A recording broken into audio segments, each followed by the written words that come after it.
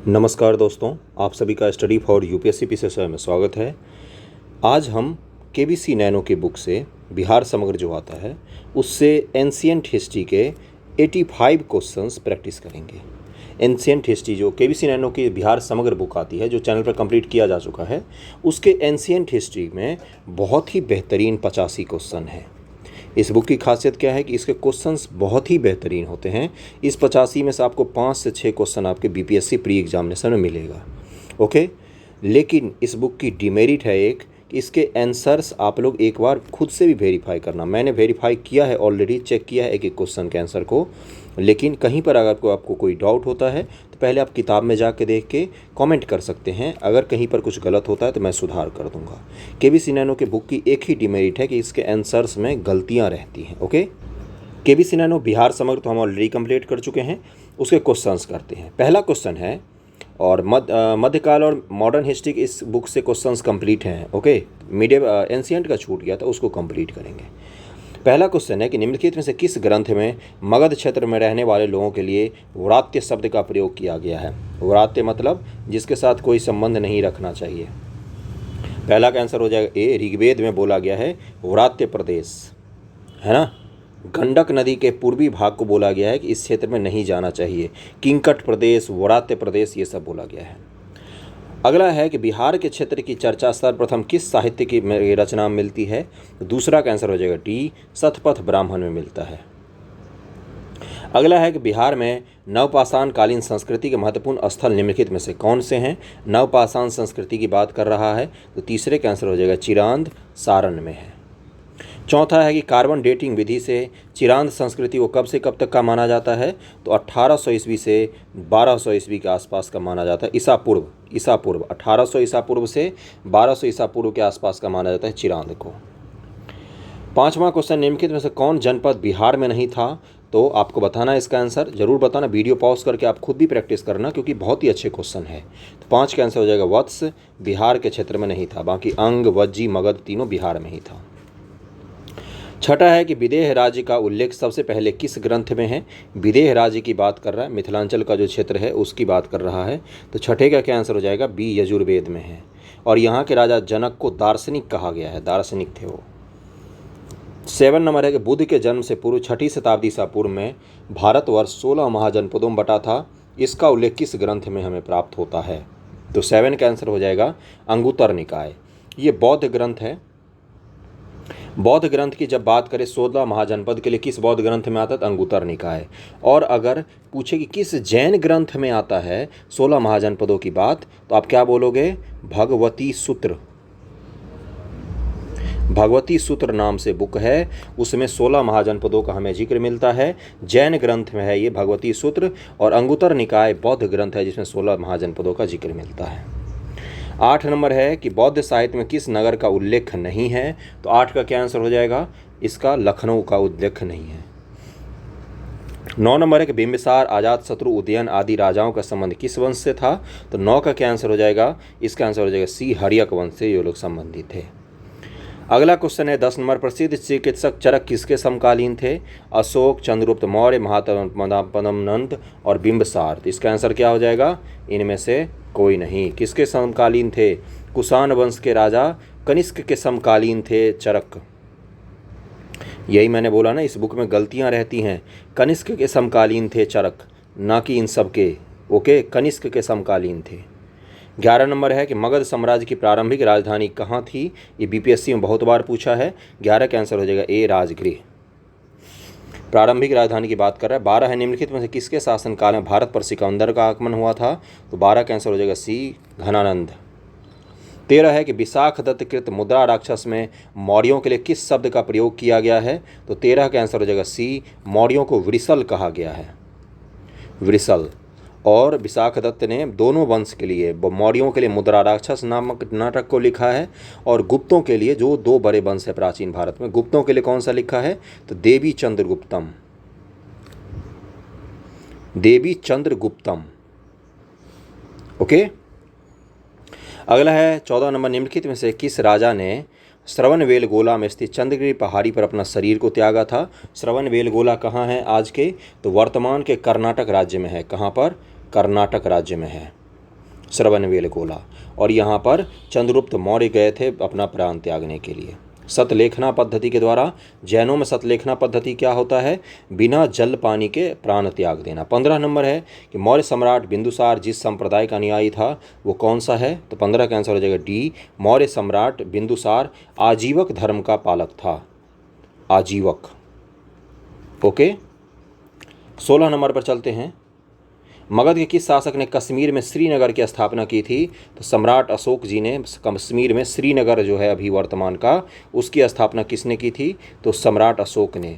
और हरिद्वार में जो हर की पौड़ी है, हर की पौड़ी नाम की जगह हरिद्वार में जो मेन गंगा जी का घाट है, उसकी स्थापना भी सम्राट अशोक ने ही की थी। 17 नंबर है कि प्राचीन भारत का विख्यात राजनीतिक वस्त्रकार किसके दरबार में मंत्री पद पर सुशोभित थे? तो 17 का क्या आंसर हो जाएगा? इसका आंसर हो जाएगा डी, अजातशत्रु। 18 का अशोक के साम्राज्य की दक्षिणी सीमा पर कौन सा राज्य स्थित नहीं था? ये बात कर रहा है, नहीं था की बात कर रहा है, तो ये तीनों ही उसके दक्षिणी सीमा पर थे।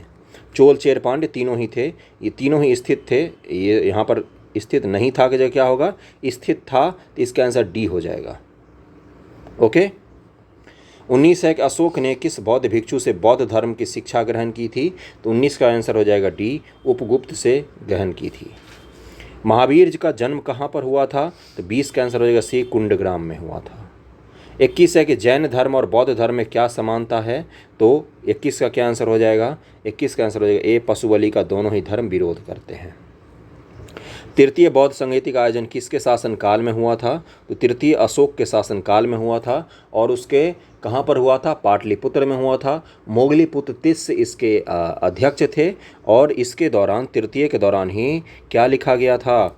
यहाँ पर मैं लिख देता हूँ, अच्छे से सबको पता चल जाएगा। लिखा गया था अभिधम्म पिटक। अभिधम्म पिटक तृतीय बौद्ध संगति में ही लिखा गया है। पहले बौद्ध संगति कहाँ हुआ था? राजगृह में हुआ था अजातशत्रु के समय, और महाकश्यप जी उसके अध्यक्ष थे। और उसमें क्या हुआ था? उसमें सुत्त पिटक और विनय पिटक की रचना हुई थी। द्वितीय किसके समय में हुआ था? कालाशोक के समय में हुआ था, वैशाली में, और शुभकामी उसके अध्यक्ष थे। और उसमें संघिक और स्थाबिर में, महासंघिक और स्थाबिर में बौद्ध धर्म बट गया था। तीसरे अशोक के काल में पाटलिपुत्र में हुआ था। और उसमें क्या हुआ था? तो अभिधम्म पिटक की रचना हुई थी। उस समय उसके अध्यक्ष कौन थे तृतीय बौद्ध संगति के? तो मोगलीपुत्र तिस्य। लिख के नोट डाउन करके सबसे सामने वाले टेबल पर चिपका देना, जरूर पूछेगा ये क्वेश्चन। इस तरह के क्वेश्चन पूछते, इस बार ही पूछा था। और चतुर्थ संगति कनिष्क के समय में कुंडल वन कश्मीर में हुआ था। और उसके अध्यक्ष कौन थे? तो उस समय अध्यक्ष थे वसुमित्र अध्यक्ष थे, और अश्वघोष उपाध्यक्ष थे उसके। ओके। और यहाँ पर हीनयान, चौथे में हीनयान और महायान में विभाजित हो गया था बौद्ध धर्म। प्रथम बौद्ध संगति का आयोजन कहाँ पर हुआ था? तो राजगीर में हुआ था। द्वितीय बौद्ध संगति का आयोजन किस शासक ने किया था? तो कालाशोक ने किया था द्वितीय का आयोजन। अगला है कि मगध साम्राज्य के उत्कर्ष का प्रारंभ किसके अधीन हुआ? मगध साम्राज्य के उत्कर्ष की बात कर रहा है, तो इसका क्या आंसर हो जाएगा? 25 का। 25 का आंसर हो जाएगा बी, बिंबिसार के समय। मेगास्थनीज का पाटलिपुत्र में आगमन कब हुआ है? तो 26 का आंसर हो जाएगा ए, 315 ईसा पूर्व। 27 नंबर क्वेश्चन है कि चंद्रगुप्त मौर्य के दरबार में आने वाले दूत मेगास्थनीज को किस शासक ने भेजा था? तो 27 का आंसर हो जाएगा सेल्यूकस ने भेजा था। 28 अर्थशास्त्र का लेखक कौन है? तो कौटिल्य है, चाणक्य। इनको विष्णुगुप्त नाम से भी जाना जाता है। 29 एक अशोक द्वारा अपने पड़ोसियों के साथ मैत्रीपूर्ण संबंध का उल्लेख किस अभिलेख में है? तो 29 का आंसर क्या हो जाएगा? वेरी वेरी इंपॉर्टेंट, शिलालेख संख्या 13 में, 13th शिलालेख में उल्लेख है। 30 है कि मौर्यकालीन पाटलिपुत्र नगर प्रशासन के संबंध में जानकारी का प्रमुख साधन कौन सा है? किसकी बात कर रहा है? पाटलिपुत्र के नगर प्रशासन की। तो याद करो, इंडिका में क्या बोला गया है कि 5-5 करके 6 समितियां होती, 6-6 लोगों की 5 समितियां होती थी, 30 लोग मिलकर नगर चलाते थे, तो इंडिका में बोला गया। 30 का आंसर क्या हो जाएगा? इसका आंसर बी हो जाएगा। 31 है कि निम्नलिखित को सुमेलित कीजिए। मौर्य वंश का संस्थापक कौन था भाई? तो चंद्रगुप्त मौर्य होगा, यहाँ पर चंद्रगुप्त नहीं होगा, चंद्रगुप्त मौर्य। 1 का 3, नंद वंश का संस्थापक महापदम नंद। नंद वंश का अंतिम शासक घनानंद। मौर्य वंश का अंतिम शासक तो बृहदत्त। ओके, मैच हो गया। ये तो बहुत ही आसान है, सबको ही मैच कर सकते हैं। अगले पर चलते हैं 32 नंबर। धर्मपाल ने विद्या को प्राश्रय देने के क्रम में किस विश्वविद्यालय की स्थापना की थी? तो 32 का क्या आंसर हो जाएगा बंधुओं? विक्रमशिला विश्वविद्यालय की स्थापना की थी। वीडियो पसंद आए तो लाइक ज़रूर करना। और बीपीएससी प्रीवियस ईयर नाम से प्लेलिस्ट होगा, उसमें घटना चक्र पूर्वावलोकन की पूरी बुक मिल जाएगी आपको, ज़रूर करके जाना। आपके 70% के क्वेश्चन करीब में वहीं से टकराएंगे। अब इससे ज़्यादा सुविधाजनक चीज़ और क्या हो सकता है? धर्मपाल ने विद्या को प्रश्रय देने के लिए विक्रमशिला विश्वविद्यालय की स्थापना की थी। और ये किसका था केंद्र? तो ये वज्रयान शाखा, बौद्ध धर्म के वज्रयान शाखा का केंद्र था ये विक्रमशिला विश्वविद्यालय, वर्तमान के भागलपुर में है। और नालंदा विश्वविद्यालय की स्थापना कुमारगुप्त ने की थी। और किसकी स्थापना हुई थी बताओ, कोई याद हो तो? अगला है कि बिहार निम्नलिखित में किस महापुरुष की जन्मस्थली नहीं है? गुरु गोविंद सिंह, महावीर स्वामी, गौतम बुद्ध, आर्यभट्ट। तो बताओ इसका आंसर। गौतम बुद्ध जी का जन्म नेपाल में हुआ है, लुम्बिनी, जहाँ प्रधानमंत्री गए थे। अगला है कि बिहार का नाम निम्नलिखित में से किसने उद्धृत किया माना जाता है? ये पूछा है आपसे। तो बौद्ध बिहारों की बहुलता के कारण बिहार का नाम बिहार पड़ा। और ऊपर एक और यूनिवर्सिटी का मैं नाम बता देता हूँ यहाँ पर, ओदंतपुरी विश्वविद्यालय, ओदंतपुरी विश्वविद्यालय। इसकी स्थापना किसने की थी? पाल वंश के शासक गोपाल। बहुत सारे भारत में विश्वविद्यालय हैं, हिस्ट्री ऑप्शन वालों को पता होगा। करीब में 20 से 30 के करीब में विश्वविद्यालय थे पूरे भारत में, हम कुछ ही का नाम जानते हैं। बिहार का निम्नलिखित में से किसने उदित हुआ है? तो बौद्ध बिहारों की बहुलता कारण बिहार का नाम बिहार पड़ा। गौतम बुद्ध को कहाँ कौंडिल्य और 5 ब्राह्मण मिले थे? तो 35 का क्या आंसर हो जाएगा? 35 का आंसर हो जाएगा ए, उरुवेला में मिले थे। 36 है कि राजगृह में आयोजित प्रथम बौद्ध संगीतिका में कौन से कार्य हुए थे? प्रथम बौद्ध संगीति में अभी मैंने बताया है, आपको पता होना चाहिए, सुत्त पिटक और विनय पिटक की रचना हुआ था प्रथम बौद्ध संगति में। और अभिधम्म पिटक जो है उसकी रचना हुई थी तृतीय बौद्ध संगति में। 3 पिटक माने जाते हैं बौद्ध धर्म में, सुत्त पिटक, विनय पिटक, अभिधम्म पिटक।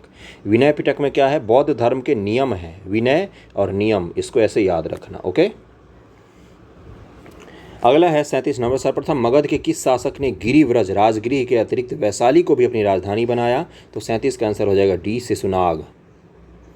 जैन धर्म के 12वें तीर्थंकर वसुपूज्य की जन्मस्थली कौन सी है? तो 38 का आंसर हो जाएगा बी, पटना, पाटलिपुत्र। 39 है कि बौद्ध धर्म के संस्थापक गौतम बुद्ध ने गृह त्याग के उपरांत सर्वप्रथम गए थे, कहाँ गए थे सबसे पहले? तो वैशाली के समीप अलार कलाम जी के आश्रम गए थे। अगला है 40 नंबर। किस शासक ने युद्ध शास्त्रों में शिलाकंटक व रथ मूसल जैसे नवीन शस्त्रों की खोज की थी? तो बाहुबली मूवी जो देखा होगा उसमें भल्लाल देव का जो रथ रहता है ना, तलवार वाला, वैसा ही रथ बनाया था इसने। अब आप लोग कनेक्ट कर पाओगे। तो अजातशत्रु था ये, महानतम विजेता, पितृहंता वंश का था ये। कर्नाट वंश का राज्य स्थापित हुआ था। तो 41 का क्या आंसर हो जाएगा? डी, मिथिला में, हम लोगों के घर की तरफ। 42 है कि प्रसिद्ध बौद्ध भिक्षु सारिपुत्र का जन्म कहाँ हुआ था? तो 42 का आंसर क्या हो जाएगा? नालंदा में हुआ था। 43 है कि मगध साम्राज्य में कलिंग का विलय सर्वप्रथम कब किया गया? किसने किया था? तो देखो, सबसे पहले कि सम्राट अशोक ने दूसरी बार विलय किया था कलिंग का। उससे पहले कलिंग का विलय हो चुका था, महापदम नंद ने किया था, है ना। और इसकी जानकारी हमें हाथी गुफा अभिलेख से मिलती है ना। और इसको जरूर याद रखना। और महापदम नंद ने वहाँ पर नहर का निर्माण करवाया था कलिंग में, इसकी बात करता है हाथी गुफा अभिलेख। हाथी गुफा अभिलेख किससे संबंधित है? खारवेल से। कलिंग की राजधानी क्या थी जरा बताना मुझे कमेंट करके। बिहार के किन क्षेत्रों में अंग महाजनपद स्थित है? तो भागलपुर और मुंगेर के क्षेत्र में है अंग। ओके। अंगराज कर्ण का नाम जो सुना होगा तो वो वहीं का शासक था। किस संहिता में पाटलिपुत्र पर यवनों यूनानियों के आक्रमण का उल्लेख मिलता है? तो 45 का आंसर हो जाएगा सी, गार्गी संहिता में मिलता है। गार्गी परम विदुषी थी। अगला है गुप्त काल में किस सम्राट के प्रयासों से नालंदा विश्वविद्यालय की स्थापना हुई थी? तो इसका आंसर क्या हो जाएगा? 46 का 46 का आंसर हो जाएगा सी, कुमारगुप्त प्रथम। मेरे मोहल्ले के दोस्त लोग आ गए कुत्ते लोग भौंकने के लिए। नालंदा में स्थित बड़गांव नालंदा महाविहार का पता किसने लगाया था? तो 47 का क्या आंसर हो जाएगा? बी, कनिंघम ने लगाया था। अगला है 48। विदेह के राजा जनक ने निष्क या सुवर्ण या सतनाम उपहार में दिए, यह कहाँ वर्णित है? राजा विदेह जो है राजा जनक जी, उन्होंने उपहार में दिए थे, इसका वर्णन कहाँ पर मिलता है हमें? तो बृहदारण्यक उपनिषद में इसकी जानकारी हमें मिलती है। अपसढ़ यानी कि गया से एक मंदिर का भग्नावशेष प्राप्त हुआ है। इसके दीवारों पर कथा दृश्य अंकित है। किस चीज़ की कथा दृश्य अंकित है? तो 49 का क्या आंसर हो जाएगा? इसका आंसर हो जाएगा सी, रामायण की कथा अंकित है। कहाँ से? गया के एक मंदिर के भग्नावशेष पर प्राप्त हुआ है रामायण की कथा। हर्यक वंश के उपरांत मगध पर किस वंश की सत्ता स्थापित हुई थी? 50 का आंसर क्या हो जाएगा? शिशुनाग वंश की सत्ता स्थापित हुई थी। 51 नंबर पर पहुंच गए हम लोग कि महाभारत और पुराण के अनुसार मगध का सर्वप्रथम राजवंश कौन सा था? तो 51 का क्या आंसर हो जाएगा? बृहदत्त वंश था सर्वप्रथम। और जो आप लोग उसमें सुनते हो, महाभारत में जरासंध की कहानी सुनते हो, तो जरासंध मगध का ही शासक था जिसने मथुरा को उजाड़ दिया था बिल्कुल कृष्ण भगवान को। उसके कारण द्वारिका में जाकर अपनी नगरी बसानी पड़ी थी जरासंध। ये तो कहानी है महाभारत की। मगध जनपद का संस्थापक कौन था? तो 52 का क्या आंसर हो जाएगा? बृहदत्त तथा जरासंध। आ गया ना। अगला है कि मगध साम्राज्य का वास्तविक संस्थापक कौन था? तो 53 का क्या हो जाएगा? बिंबिसार को माना जाता है। बिंबिसार ने ब्रह्मदत्त को पराजित कर कौन सा राज्य जीता था? तो 54 का आंसर हो जाएगा ए, अंग जनपद को जीता था उसने, अंग प्रदेश को। अंग कौन सा प्रदेश था? वर्तमान का भागलपुर, कुछ बंगाल का इलाका, कुछ मुंगेर का इलाका, ये सब था। 55 है कि वज्जी संघ के लिच्छवियों को पराजित करने वाला मगध का शासक कौन सा था? वज्जी संघ के लिच्छवियों को पराजित करने वाला मगध का शासक। तो 55 का आंसर हो जाएगा बी, अजातशत्रु। पाटलिपुत्र नगर की स्थापना किस शासक ने किया था? तो 56 का क्या आंसर हो जाएगा? सबको पता होगा, उदयन ने किया था। अगला है किससे मुक्ति दिलाने के कारण चंद्रगुप्त मौर्य को भारत का मुक्तिदाता कहा जाता है? तो 57 का क्या आंसर हो जाएगा? 57 का आंसर जाएगा यूनानियों को उसने हरा के भगा दिया था भारत से, है ना। अगला है चंद्रगुप्त मौर्य के उपरांत मौर्य साम्राज्य का शासक कौन बना? ये सबको पता होगा, तो बिंबिसार बना था। बिंदुसार होगा, सॉरी बिंदुसार होगा, डी बिंदुसार। बिंदुसार होगा। बिंदुसार और बिंबिसार में अंतर है मित्रों, इसको जरूर याद रखना आप सभी लोग। बिंदुसार हो जाएगा। अशोक का धम्म था नैतिक आचार संहिता, प्रशासनिक संहिता, युद्ध संहिता, धार्मिक संहिता। तो 59 का सबसे सटीक आंसर क्या हो जाएगा? नैतिक आचार संहिता। हम लोग अशोक बोलते हैं, अंग्रेजी का कभी कोई पढ़ना ऑनलाइन जाके या कोई वीडियो देखना, द ग्रेट अशोका कहा जाता है हमेशा, द ग्रेट अशोका। अशोक महान, इसको लिखते हैं कई इतिहासकार, महान शब्द इसके साथ जरूर जुड़ता है इनके साथ। अगला है 60 किस विद्वान ने चंद्रगुप्त मौर्य के राजप्रसाद के बारे में कहा कि इसकी शान शौकत का मुकाबला न तो सूसा और न तो इक बताना कर सकते हैं। राजप्रसाद का मतलब क्या होता है? चंद्रगुप्त मौर्य के महल का। और ये महल किसका बना हुआ था? ये लकड़ी का बना हुआ था, इसको जरूर याद रखना आप लोग। तो 60 का क्या आंसर हो जाएगा? किसने कहा था? ये एरियन ने कहा था, एरियन। गया के समीप नागार्जुन की पहाड़ियों में प्रसिद्ध गोपिका का गुफा का निर्माण किसने करवाया था? तो 61 का आंसर हो जाएगा डी, दशरथ ने करवाया था। 62 है कि मौर्यकालीन चमार ग्रहणी यक्षिणी प्राप्त हुई है। तो यहाँ पर लिखा हुआ है चमार ग्रहणी यक्षिणी प्राप्त हुई है, कहाँ से? तो इसका आंसर क्या हो जाएगा 62 का? इसका हो जाएगा दीदारगंज पटना से प्राप्त हुई है। यक्षिणी की मूर्ति मौर्यकाल की मूर्ति कला का एक विशिष्ट उदाहरण माना जाता है। 63 है कि पाटलिपुत्र के नगर निर्माण और सुंदरता का वर्णन किया था। 63 का क्या आंसर हो जाएगा? मेगास्थनीज ने किया था। वीडियो पसंद आ रहा हो तो लाइक जरूर करना। 64 है किसके शासनकाल में मिस्र के राजा फिलाडेल्फस टॉलमी द्वितीय ने डायनोसियस नामक राजदूत को पाटलिपुत्र भेजा था? तो 64 का आंसर हो जाएगा बी, बिंदुसार के समय में भेजा था। अब बिंदुसार ने क्या मंगवाया था? अंजीर मंगवाया था, शराब मंगवाया था, एक दार्शनिक मंगवाया था। तो वहाँ के राजा ने क्या बोला कि सीरिया के राजा से मंगवाया था, ये मिस्र नहीं सीरिया। तो वहाँ के राजा ने बोला कि हम दार्शनिक आपको नहीं दे सकते हैं क्योंकि ये अदला बदली करने की चीज़ नहीं होती। बाकी इसको बिंदुसार को शराब बड़ा प्रिय था और अंजीर भेजा था सीरिया के राजा ने।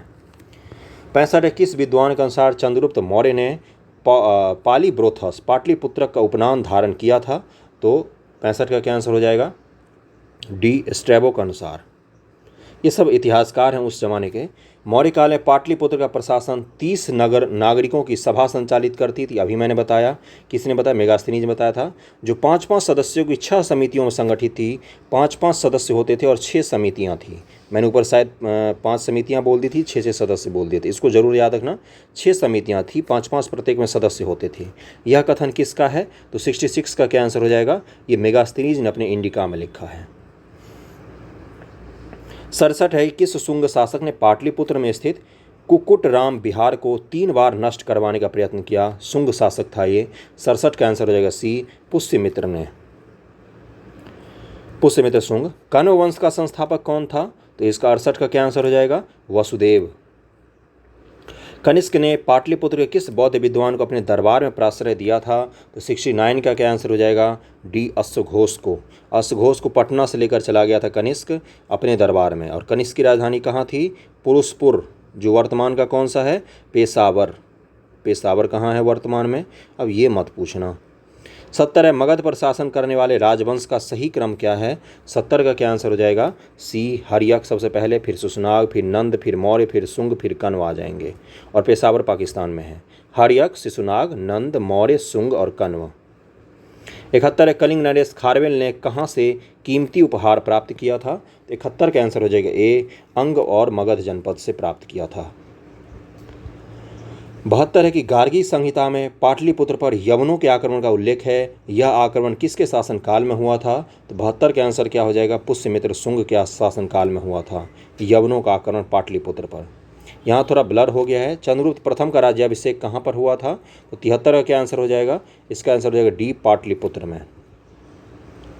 चंद्रगुप्त प्रथम की बात हो रही है। किस शासक ने स्वयं को लिच्छवी दौहित्र कहा था? लिच्छवी दौहित्र का मतलब क्या होता है कि लिच्छवी, उसकी माता जो है वो लिच्छवी से आई है, यानी कि उसके नानी का घर है लिच्छवी। समझ रहे हो ना? तो 74 का क्या आंसर हो जाएगा? महान सम्राट समुद्रगुप्त ने। ओके। 75 है कि मगध के किस शासक को कली का अंश, परशुराम अवतार, क्षत्रियों का नाशक, सर्व छत्रांतक, एक छत्र व एकराट कहा जाता है? तो 75 का क्या आंसर हो जाएगा? 75 का हो जाएगा महापदम नंद को कहा जाता है कि वो क्षत्रियों का नाशक था। समझ रहे हो ना? 76 है, किस शासक के काल में शैलेंद्र वंश के शासक ने नालंदा में एक बौद्ध मठ का स्थापना करवाया था? तो 76 का क्या आंसर हो जाएगा? 76 का आंसर हो जाएगा सी, देवपाल के शासनकाल में। 77 है, किस शासक ने उदंतपुरी बिहार शरीफ में बौद्ध विहार का स्थापना करवाया था? तो 77 का क्या आंसर हो जाएगा? गोपाल के शासनकाल में। अभी मैंने बताया उदंतपुरी विश्वविद्यालय भी था, जैसे नालंदा बिहार भी था और नालंदा विश्वविद्यालय भी था। 78 के मगध के शासक अजातशत्रु ने किसके आक्रमण के प्रतिरोध में गंगा और सोन के संगम पर अवस्थित पाटलिपुत्र को सुरक्षित तथा किलों को सुसज्जित किया, जो आगे चलकर पाटलिपुत्र नगर बन गया? 78 का आंसर क्या हो जाएगा? वैशाली के वज्जियों के आक्रमण के कारण उसने खुद को तैयार किया था। 79 है कि बिहार में 7.5 फीट ऊंची बुद्ध देव की एक पीतल की मूर्ति कहाँ से प्राप्त हुई? तो इसका आंसर हो जाएगा बी, सुल्तानगंज से प्राप्त हुई थी। 80 नंबर क्वेश्चन है कि बिहार में बौद्ध विहार का प्राचीनतम केंद्र कौन सा था? तो 80 का आंसर हो जाएगा ए, नालंदा। 81 है, किसने यह वर्णन किया है कि मगध भारत के सभी देशों में मगध देश में सर्वाधिक नगर थे, धनपतियों ने यहाँ चिकित्सालय बनवाए थे, यहाँ रोगियों को मुफ्त भोजन और दवाएं दी जाती थी? 81 का आंसर हो जाएगा, इसकी जिक्र फाहियान ने किया था। और फाहियान किसके समय काल में आया था, ये आपको मुझे कमेंट करके बताना है। 82 आंसर हो जाएगा। और सबसे पहले आया फाहियान, फिर ह्वेनसांग आया, उसके बाद फिर इत्सिंग आता है, और फाहियान और ह्वेनसांग के बीच में सुंगयुन नाम का एक आते हैं चीनी यात्री। ये चारों चीनी यात्री हैं मेन। ओके। हर्षवर्धन के मृत्युपरांत बिहार के कुछ क्षेत्रों में कुछ समय के लिए तिब्बत की संप्रभुता स्थापित हो गई थी, जिसका अंत किया था किसने किया था? 82 का क्या आंसर हो जाएगा? इसका आंसर हो जाएगा सी, आदित्य सेन ने उसका अंत किया था। 83 पर चलते हैं। चीनी यात्री इत्सिंग ने बिहार का भ्रमण किया था लगभग कब? 83 का आंसर हो जाएगा सी, 673 ईसा पूर्व के आसपास। 84 है कि हर्षवर्धन के समय में बिहार राज्य में कौन सा विश्वविद्यालय प्रसिद्ध था? हर्षवर्धन की बात कर रहा है, तो 84 का हो जाएगा नालंदा विश्वविद्यालय प्रसिद्ध था। हर्षवर्धन के समय में ह्वेनसांग आया था और ह्वेनसांग नालंदा विश्वविद्यालय में पढ़ने गया था। 85 है कि बोध गया के महाबोधि वृक्ष को क्षति पहुंचाने वाला शासक का नाम क्या था? तो 85 का आंसर हो जाएगा सी, शशांक। गौड़ वंश का शासक था बंगाल का, शैव था ये, शिव भगवान की पूजा करता था। 85 क्वेश्चन हमने बंधुओं कंप्लीट कर लिए। इसका PDF आपको चैनल पर मिल जाएगा। और आपको क्या बताना है, मैंने पूछा फाहियान किसके समय में आया था। वीडियो कैसा लगा ये ज़रूर बताना, इसको करके ज़रूर जाना।